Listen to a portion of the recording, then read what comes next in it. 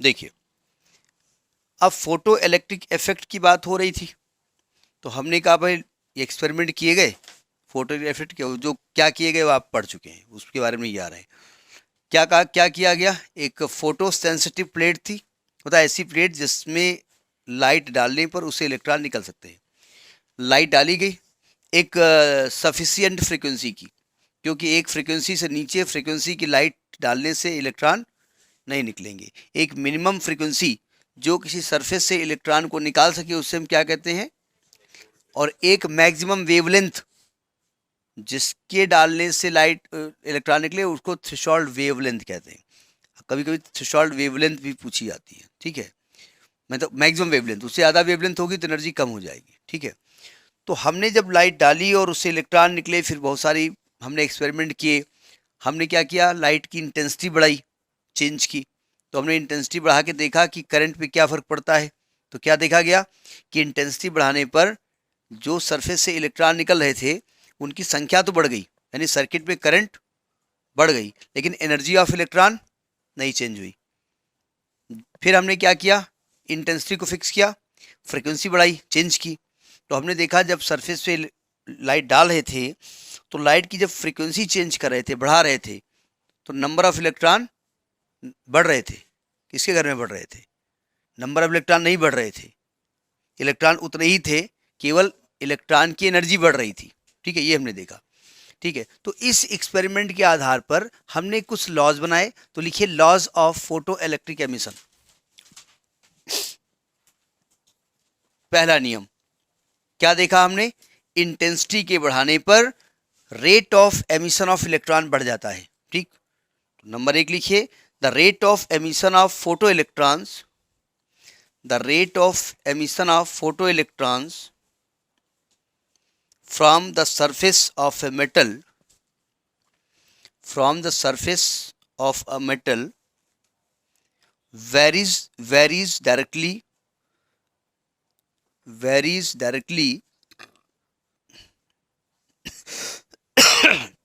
as the intensity of incident light, as the intensity of incident light falling on the surface। दो में लिख रहे हो, कुछ याद कर रहे हो क्या, दो काम एक साथ कर रहे हो क्या, अच्छा, varies as the intensity of incident light falling on the surface। पहला नियम समझ में आ गया।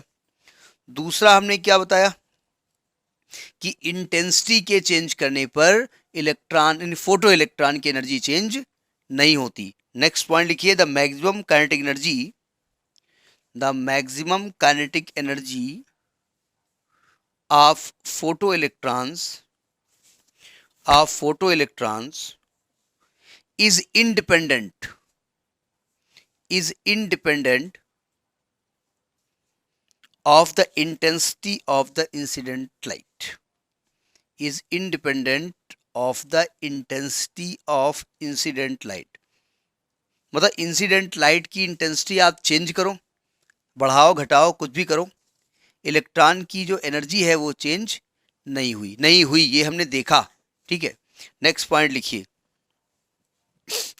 तीसरी चीज हमने क्या देखी कि इलेक्ट्रॉन की एनर्जी कैसे बढ़ रही थी, जब हम frequency of the incident light बढ़ा रहे थे। जितना फ्रीक्वेंसी बढ़ाते जा रहे थे उतनी ज़्यादा एनर्जी ऑफ इलेक्ट्रॉन बढ़ती जा रही, लीनियरली बढ़ती जा रही थी, ये देखा ना। तो नेक्स्ट पॉइंट लिखिए, the maximum kinetic energy, the maximum kinetic energy of the photo electrons, of the photo electrons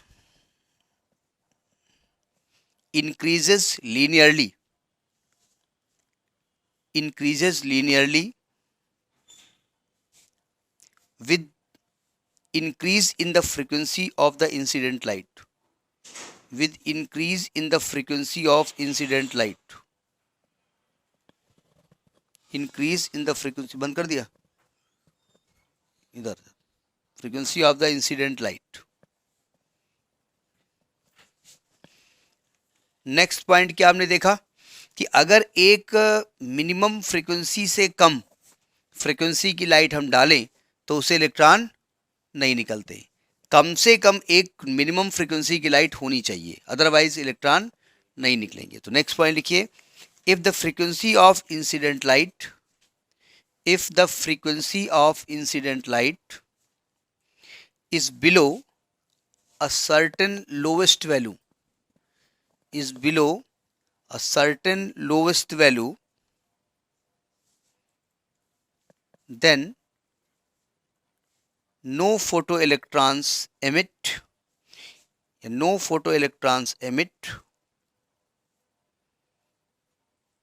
from the surface. No photoelectrons emits from the surface. या आप लोग तो इंग्लिश मीडियम वाले हैं तो आप उसको पैसिव वॉइस में बना सकते हैं, इज एमिटेड, जो आप लिखना चाहें. द लोवेस्ट फ्रीक्वेंसी से लिखते हैं the lowest frequency of incident light. समझ आ रही बात? हिंदी में बोल ही रहे हम, बोले आप बोलते ही कब हिंदी में हो. The lowest frequency of the incident light which can emit the photoelectron is known as threshold frequency. Delhi आवृत्ति कहते हैं उसको, threshold frequency. थ्रेशोल्ड फ्रीक्वेंसी कौन, यही वाला point. The lowest frequency of incident light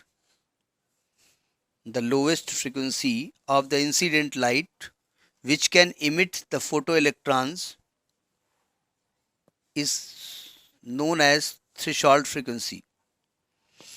और थ्रेशोल्ड फ्रीक्वेंसी की वैल्यू होती है ना, वो अलग अलग मेटल के लिए अलग अलग होती है. किसी मेटल में ज़्यादा हाई फ्रीक्वेंसी की लाइट डालने पर भी इलेक्ट्रॉन नहीं निकलेंगे और कुछ में उससे कम डालोगे तब भी इलेक्ट्रॉन निकल सकते हैं. नेक्स्ट पॉइंट लिखिए.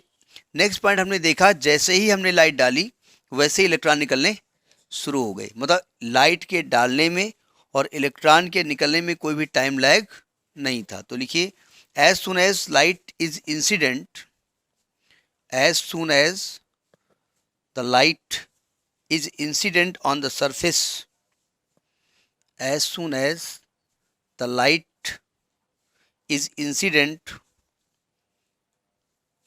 on the surface of metal, the photoelectrons are emitted instantly.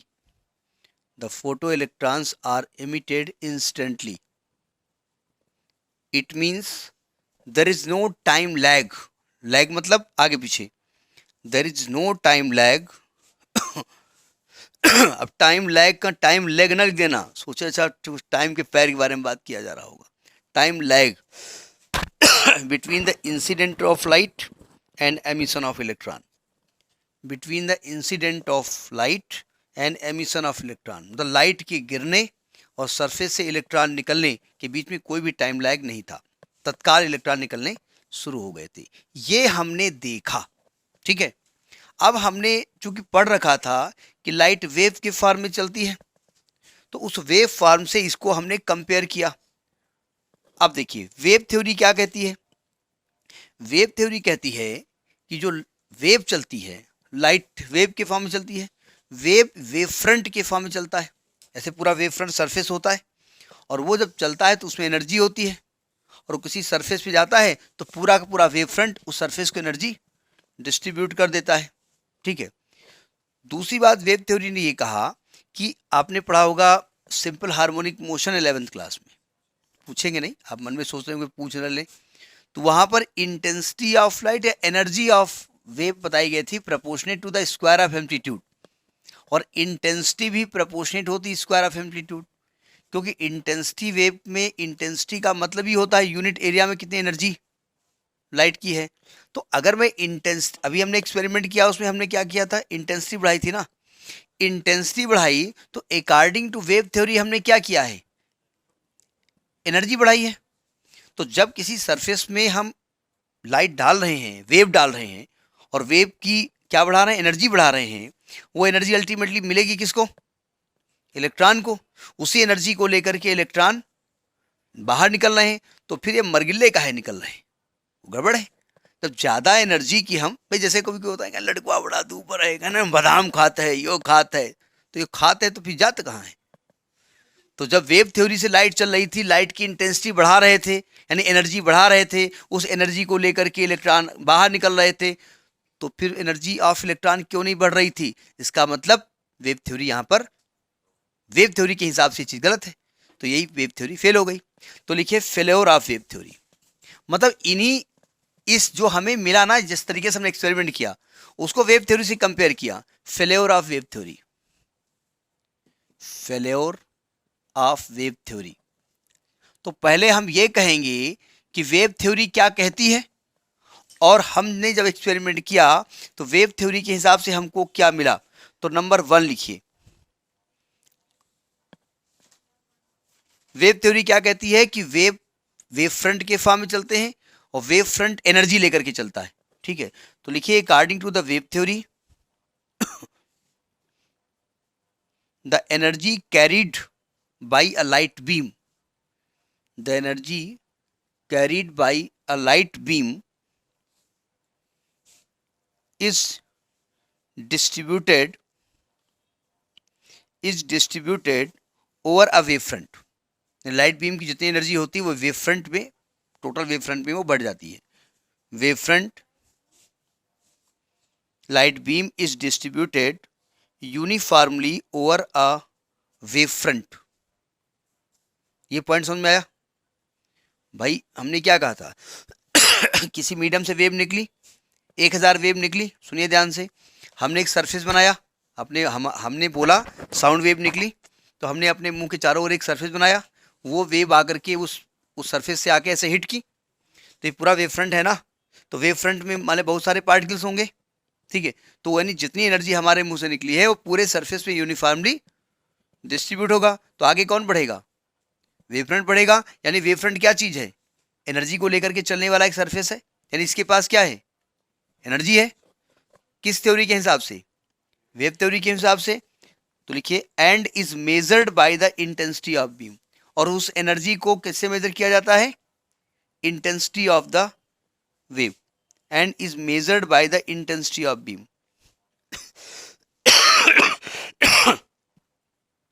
ठीक है, पहले तो ये बता दिया गया कि जो वेव फ्रंट होता है वो जितनी भी वेव, जो बीम ऑफ द लाइट है, बीम ऑफ द वेव है, उसने एनर्जी पूरी वेव फ्रंट को दे रखी है, और वेव फ्रंट के पास क्या है? एक तरीके से एनर्जी है।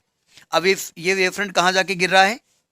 इस सरफेस पे। जो मैं एक्सपेरिमेंट कर रहा हूँ ये मान के मैं चल रहा था ना कि वेव गिर रही है, तो जब सरफेस पे वेव गिरी तो वेव क्या करेगी? वो एनर्जी है ना पूरी, तो वो एनर्जी सभी इलेक्ट्रॉनों को यूनिफॉर्मली डिस्ट्रीब्यूट कर देगी। पैराग्राफ चेंज करके लिखिए, when light falls on the metal surface, ये हमने वेव थ्योरी के हिसाब से सोचा, अब हो क्या रहा है यहाँ तो बात की बात है। When the light falls on the metal surface the energy of wave should be transferred, होनी चाहिए थी, ये हम सोच के एक्सपेरिमेंट किए थे। When the light falls on the metal surface the energy of the wave should be transferred uniformly to the electrons in the surface, to the electrons in the surface before they are emitted out। Energy लेकर के तो बाहर निकलेंगे ना, before they are emitted out. ये पूरी पूरी ऊर्जा जो है वो इलेक्ट्रॉनों को ट्रांसफर हो जानी चाहिए थी। किस थ्योरी के हिसाब से? वेव थ्योरी के हिसाब से। It means when the intensity of wave increases, when the intensity of wave increases the energy of emitted electron should also be increase। यानी कि जब हम तीव्रता बढ़ाते हैं तो इलेक्ट्रॉन की एनर्जी भी बढ़नी चाहिए थी। when the intensity of wave increases the energy of electron should also be increase,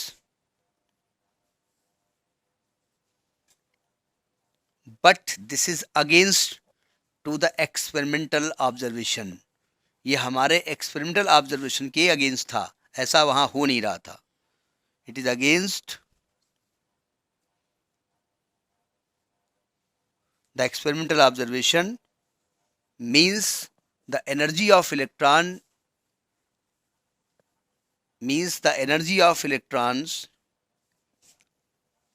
is independent of the intensity of light, is independent of the intensity of light. This fails the wave theory. पहली बात समझ में आ गई? This fails the wave theory. ये wave theory को fail कर देता है. ठीक है, नेक्स्ट पॉइंट लिखिए. नेक्स्ट पॉइंट पे हम यही पॉइंट बार बार रिपीट करेंगे, घुमा फिरा के बोलेंगे यही चीज. वेव थ्योरी क्या कहती है कि एनर्जी ऑफ द वेव को कौन डिसाइड करता है? एक मिनट. वेव थ्योरी क्या कहती है कि एनर्जी ऑफ द वेव को कौन डिसाइड करता है? इंटेंसिटी. तो वेव थ्योरी कहती है देखो भैया, फ्रीक्वेंसी चाहे जो हो, अगर सफिशियंट इंटेंसिटी की लाइट है तो उसके पास सफिशियंट एनर्जी है और वो जाके सरफेस पे टकरा रही है तो इलेक्ट्रॉन को एमिट कर देना चाहिए. लेकिन हमने क्या देखा कि इंटेंसिटी चाहे जो भी हो, फ्रीक्वेंसी अगर सफिशिएंट नहीं है तो उससे इलेक्ट्रॉन नहीं निकल रहे थे. तो नेक्स्ट लिखिए, wave theory suggest that the light of any frequency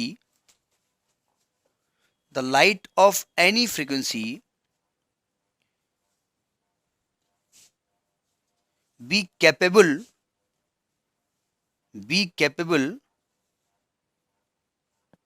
of ejecting the electrons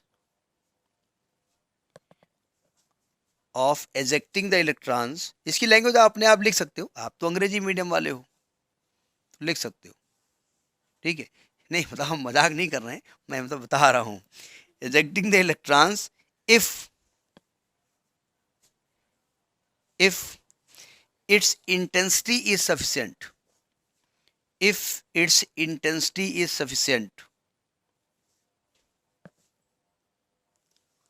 but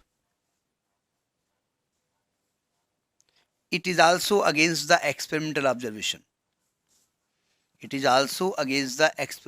observation.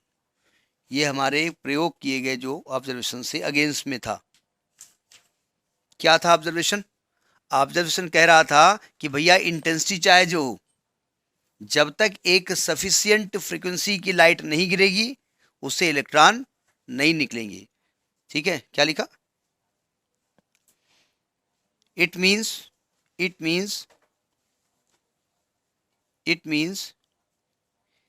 if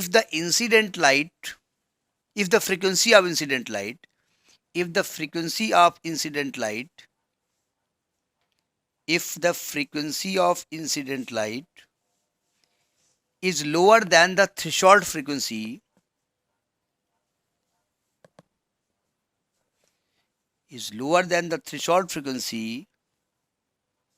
then it cannot eject the electrons.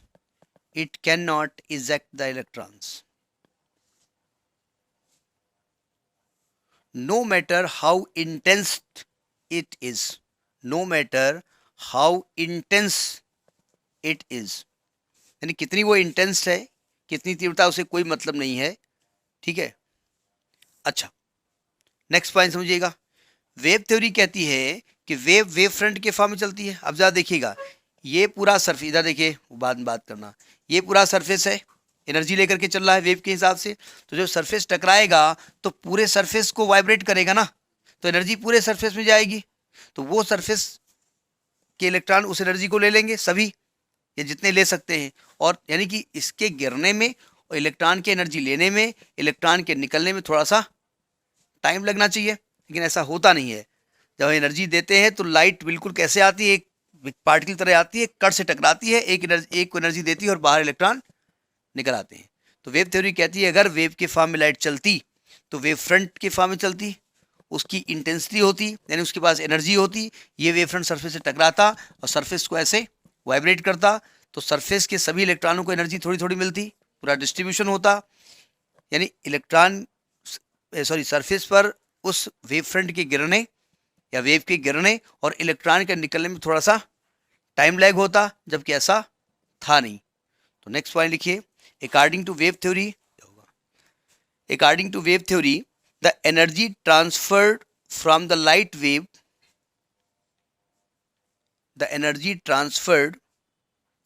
Front लिखिए, from the wave front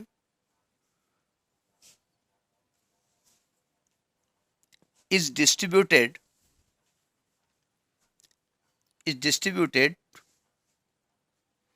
on the surface of the metal, yeah, among the electrons of the metals,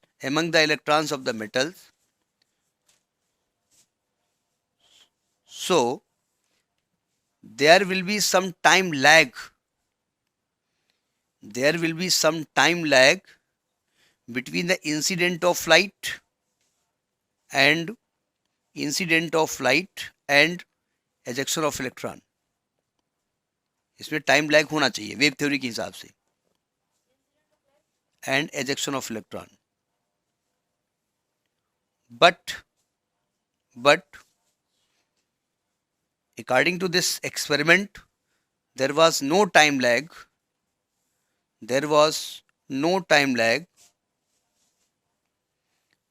between the incident of light and ejection of electron. No time lag between the incident of the light and ejection of electron. इसका मतलब क्या हुआ कि wave theory photo electric effect को explain करने में fail हो गई. It means the wave theory fails in explaining the photo electric effect. Wave theory fails in explaining the photo electric effect. अब ये जितना भी फोटो इलेक्ट्रिक इफेक्ट में एक्सपेरिमेंट हुआ, ये क्यों हुआ ये नहीं मालूम था. एक्सप्लेन किसने किया? आइंस्टीन साहब ने. आइंस्टीन ने कौन सी थ्योरी लगाई? उसके पहले प्लैंक की फोटॉन हाइपोथेसिस थी. प्लैंक साहब ने एक कॉन्सेप्ट बताया था कि जो रेडिएशंस होते हैं वो वेव के फॉर्म में चलते हैं, छोटे छोटे पैकेट्स के फॉर्म में चलते हैं, वेव के फॉर्म नहीं, छोटे छोटे एनर्जी के पैकेट्स के फॉर्म में चलते हैं. उन्हें क्या कहा उन्होंने? फोटॉन या क्वांटा कहा उन्होंने. दूसरा इसका नाम था क्वांटा. ठीक है. इनकी अपनी एनर्जी होती है और जब किसी सरफेस पे वो क्वांटा गिरते हैं, फोटॉन्स गिरते हैं, तो अपनी एनर्जी को सरफेस को ट्रांसफर कर देते हैं. किसकी हाइपोथेसिस थी? ये प्लैंक की थी. और प्लैंक का कहना था कि जो फोटॉन्स हैं उनकी जो एनर्जी होती है ना वो एच न्यू होती है. एच वॉज प्लैंक कांस्टेंट और न्यू वॉज द फ्रीक्वेंसी. ठीक है. तो आइंस्टीन ने इसी थ्योरी को बेस बनाया. अब जरा आइंस्टीन की थ्योरी देखिए. आइंस्टीन ने कहा कि भाई फोटो इलेक्ट्रिक इफेक्ट आपने एक्सपेरिमेंट किया, क्या सोच के किया था? कि वेव थ्योरी खुश होगी, हैं? कोई डायलॉग है ना, शाबाशी देगी. और वेव थ्योरी के हिसाब से वो तो आपके एक्सप्लेनेशन कर नहीं पाए आप. उन्होंने कहा एक्चुअली हो क्या रहा है कि जो लाइट है ना वो छोटे छोटे पैकेट्स के फॉर्म में चलती है जिन्हें फोटॉन्स कहते हैं. लाइट बंडल्स के फॉर्म में चलती है. यानी न्यूटन वॉज राइट. न्यूटन ने जो कहा था कर्पस्कुलर थ्योरी वो सही थी, लेकिन न्यूटन उसमें रिफ्लेक्शन वगैरह के जो एक्सप्लेनेशन थे, या जो इंटरफेरेंस हो रहा था, डिफ्रैक्शन हो रहा था, पोलराइजेशन हो रहा था, विवर्तन हो रहा था, ध्रुवण हो रहा था, और एक कुछ और हो रहा था. क्या हो रहा था? परावर्तन वगैरह हो रहा था. उसको एक्सप्लेन नहीं कर पाए थे. इसलिए वहां पर न्यूटन को कहा गया तुम समझा पाने जाओ, अपना काम करो, जाओ अपना. लेकिन न्यूटन सही थे यहाँ पर. तो आइंस्टीन साहब ने कहा कि light travels in the form of small packets known as photons. अब देखो वो कह ये रहे थे, फोटॉन्स कहते, वो कह ये रहे थे कि जब फोटॉन चल रहे होते हैं तो कैसे चल रहे होते हैं वो हमको नहीं मालूम, लेकिन जब किसी सरफेस पे गिर रहे होते हैं तो वैसे ही गिरते हैं जैसे एक पार्टिकल गिरता है. ठीक है. तो पार्टिकल गिरता है तो पार्टिकल के पास क्या होता है? मोमेंटम होना चाहिए. तो उन्होंने कहा फोटॉन के पास मोमेंटम होता है. ठीक है. तो मोमेंटम, उन्होंने कहा फोटॉन का अपनी एनर्जी कितनी होती है? फोटॉन की एच न्यू. यानी एक फोटॉन पर कितनी एनर्जी होती है? वो एक पैकेट है, उसकी एनर्जी कितनी है? H new. अब ये जब फोटॉन गिरा किसी सरफेस पे तो वो अपनी एक एनर्जी 15 अगस्त के लड्डू के हिसाब से एक स्टूडेंट को यानी एक इलेक्ट्रॉन को दे देता है. Not more than 1 laddu. एक लड्डू से ज़्यादा नहीं. अपनी एनर्जी एक इलेक्ट्रॉन को दे देता है. ठीक. अब इलेक्ट्रॉन लेकर के एनर्जी क्या करेगा? इलेक्ट्रॉन किस पोजीशन में होता है? वो अपने ऑर्बिट के चारों ओर अपने ऑर्बिट में घूम रहा होता है. न्यूक्लियस के साथ उसका अटैचमेंट होता है, तो उसको अपने न्यूक्लियस को तोड़ने के लिए कुछ एनर्जी चाहिए. तो इलेक्ट्रॉन थोड़ी सी एनर्जी खर्च कर देता है किसमें? सरफेस तक आने में. उसे हम क्या कहते हैं? डब्ल्यू क्या कहलाता है? हमने कल बताया था ना, इसको कहते हैं वर्क फंक्शन, वर्क नहीं कहते, वर्क फंक्शन कहते हैं। तो यानी आप फोटॉन ने कितनी एनर्जी दी, एच न्यू, इलेक्ट्रॉन ने कितनी खर्च कर दी, डब्लू। तो जो बाहर इलेक्ट्रॉन निकला उसके बाद कितनी एनर्जी होगी एच न्यू माइनस डब्लू, और यही आपकी एनर्जी ऑफ द इलेक्ट्रॉन होगी, ई के। ठीक, अब ये एनर्जी किस फॉर्म में मिलेगी, इलेक्ट्रॉन मूवमेंट करेगा ना, इलेक्ट्रॉन की काइनेटिक एनर्जी। तो अगर हम मान लें कि the velocity of electron V maximum है, अगर हम मान लें कि velocity of electron V max है, तो यानी कि यहां लिखेंगे तो half M V max square is equal to H nu minus W. ठीक, इसको भी क्वेश्चन आप डाल दीजिए, ये भी क्वेश्चन कहलाएगा। दोनों क्वेश्चन सेम है लगभग, लिखने का तरीका अलग है। इसको एक क्वेश्चन 1 डाल दीजिए, इसको एक क्वेश्चन 2 डाल दीजिएगा। इसी को आइंस्टीन्स की इक्वेशन कहते हैं, लेकिन अभी नहीं कहेंगे। लिखिए जरा, this is called Einstein's photo electric equation, Einstein's photo electric equation. लेकिन अभी ना लिखिएगा, अभी कुछ और बताया जाएगा। अब पहले समझ लीजिए, बाद में बात करिए, सुनिए ध्यान से। अब अगर आप यहाँ पर, तो आइंस्टीन की थ्योरी समझ में आ गई, इतना एक्सप्लेन करना था। अगर हम जो फ्रीक्वेंसी ऑफ इंसिडेंट लाइट है वो न्यू नॉट के इक्वल कर दें, यानी थ्रेशोल्ड फ्रीक्वेंसी कर दें, थ्रेशोल्ड फ्रीक्वेंसी कर दें, तो उसमें इलेक्ट्रॉन जो निकलेंगे उसकी एनर्जी कितनी होगी, 0 हो जाएगी। अगर दहली आवृत्ति के बराबर लाइट डालें तो केवल इलेक्ट्रॉन निकलेंगे, लेकिन निकलने वाली एनर्जी कितनी हो जाएगी, 0। तो इक्वेशन 1 देखिए, बाई इक्वेशन 1 ये क्या होगा, ई के हो गया 0, ये एनर्जी आपने दी है, और डब्लू ये इतनी दी है, और डब्लू, तो डब्लू की वैल्यू क्या हो जाएगी, एस न्यू नॉट। तो इसका मतलब इस इक्वेशन को अगर हम लिखेंगे, सो ई के बराबर क्या निकलेगा, ई के बराबर H nu minus H new not. यहाँ से एच कॉमन ले लेंगे तो न्यू माइनस न्यू नॉट, ये एनर्जी ई के हो जाएगी। ई के को हम क्या ले सकते हैं, हाफ एम वी मैक्स का square is equal to H nu minus nu not.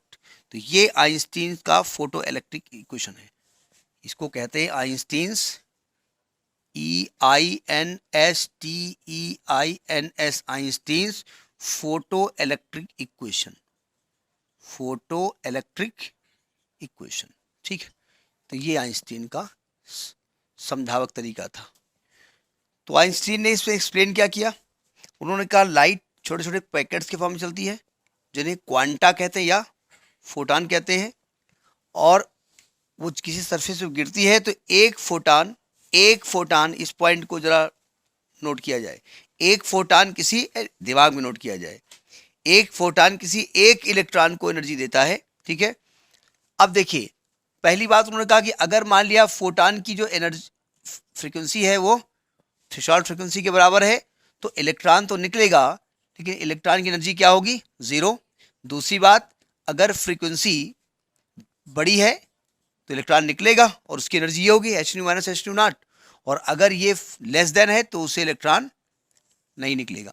ठीक है, अब बताइए, अगर किसी भी सरफेस या कोई भी मेटल है, उसके इलेक्ट्रॉन का वर्क फंक्शन मान लेते हैं कि 3 इलेक्ट्रॉन वोल्ट है, इसका पहले मतलब क्या हुआ, इलेक्ट्रॉन को सरफेस से निकालना है, इलेक्ट्रॉन फ्री तो बैठा नहीं होगा, तो इलेक्ट्रॉन अपने न्यूक्लियस के चारों ओर रोटेट कर रहा होगा ना, तो न्यूक्लियस के साथ उसकी एक बॉन्डिंग होगी, यानी इंटर एटॉमिक फोर्स लग रहा होगा, उसके पास उसकी खुद की पोटेंशियल एनर्जी होगी। तो अगर हम इतनी एनर्जी दे दें तब वो अपने न्यूक्लियस को तोड़ करके बाहर निकल जाएगा। अब इस सरफेस पे हमने इलेक्ट्रॉन फोटॉन डाले, 2 इलेक्ट्रॉन वोल्ट के, 2 इलेक्ट्रॉन वोल्ट के 3 फोटॉन डाले। ठीक है, तो बताइए कितने इलेक्ट्रॉन बाहर निकलेंगे। किसी भी सरफेस का वर्क फंक्शन 3 इलेक्ट्रॉन वोल्ट है, इस पर लाइट गिर रही है, लाइट किस फॉर्म में चल रही है, फोटॉन की फॉर्म में चल रही है, एक फोटॉन की एनर्जी कितनी है, 2 इलेक्ट्रॉन वोल्ट, 3 फोटॉन गिरे, तो इस सरफेस से कितने इलेक्ट्रॉन निकलेंगे, कितने निकलेंगे, पक्का, क्यों, कहना ऐसे सब लोग कह रहे थे तो नहीं निकलेंगे, तो कोई गलत थोड़े कर रहे होंगे, क्यों,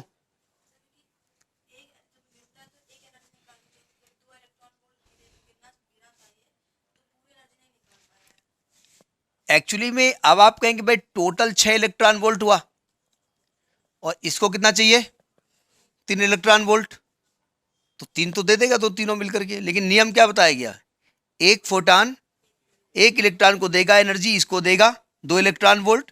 ये कहे हाँ थोड़ा एक और दे दो भैया, हमें मम्मी को दे दो, हम तो ऐसे बाहर मरो जा करके, और नहीं मिलेगा, आगे बढ़ो लड्डू लेकर के, यानी कोई भी इलेक्ट्रॉन उससे नहीं निकलेगा। अगर मैंने 4 इलेक्ट्रॉन वोल्ट की एनर्जी दी होती तो 3 इलेक्ट्रॉन वोल्ट खर्च कर देता बाहर निकलने में, और इसके बाद कितनी एनर्जी बचती, 1 इलेक्ट्रॉन वोल्ट। ये आइंस्टीन की हाइपोथेसिस थी, बहुत बहुत इंपॉर्टेंट है। एक्सपेरिमेंट किए मिल्टन, लेनार्ड, ये सब मिलकर के, नोबेल प्राइज भाई साहब मार ले गए, ठीक है। और बाद में मिल्टन साहब ने टेस्ट भी किया इनके हिसाब से, सही पाया, तो नोबेल प्राइज इनको मिलेगा, ठीक है, बढ़िया है। अब देखिए क्वेश्चन ये उठता कि लाइट जब पार्टिकल के फॉर्म में गिरती है तो हमारे ऊपर गिरती है, तो हमको धक्का क्यों नहीं मारती। तो रास्ते में जो फोटान चलते हैं वो वेव के फॉर्म में चलते होंगे, वो तो बाद में एक्सप्लेन किया गया। लेकिन जब किसी सरफेस पे गिरते हैं तो वैसे ही गिरते हैं जैसे कोई पार्टिकल जाके उस सरफेस को स्ट्राइक कर हिट कर रहा हो। तो क्वेश्चन ये उठा कि भाई अगर ये पार्टिकल के फॉर्म में गिरते हैं तो फिर हमको धक्का मारना चाहिए। वो धक्का मारते हैं हमको, लेकिन चूंकि एनर्जी उसकी बहुत कम होती है इसलिए हम पीछे, अब जैसे शुक्ला जी को धक्का मारे तो पीछे हो जाएंगे। तो अब हमारे पास ऐसे सेंसिटिव इंस्ट्रूमेंट हैं कि जैसे लाइट गिरेगी तो वो थोड़ा सा मोमेंटम फील करेंगे, वो पीछे होंगे। भाई उसमें मास होता है, अभी यही तो कह रहे हो, पार्टिकल बोले तो मास होता है, वेलोसिटी होती है तो उसके पास क्या होता है, मोमेंटम होता है। तो नियमता जब मोमेंटम होता है तो किसी को हिट करेंगे तो फोर्स लगाएंगे, फोर्स लगाएंगे तो उस पार्टिकल को पीछे पीछे करना चाहिए, ऐसा होता है। अब हमारे पास इतने सेंसिटिव इंस्ट्रूमेंट हैं जो कि लाइट को फील करते हैं, लाइट गिरने पर थोड़ा सा पीछे होते हैं, ठीक है। तो ये फंडामेंटल है, लगभग कंप्लीट है, एक आध चीज़ें हैं, नेक्स्ट क्लास में बात की जाएगी।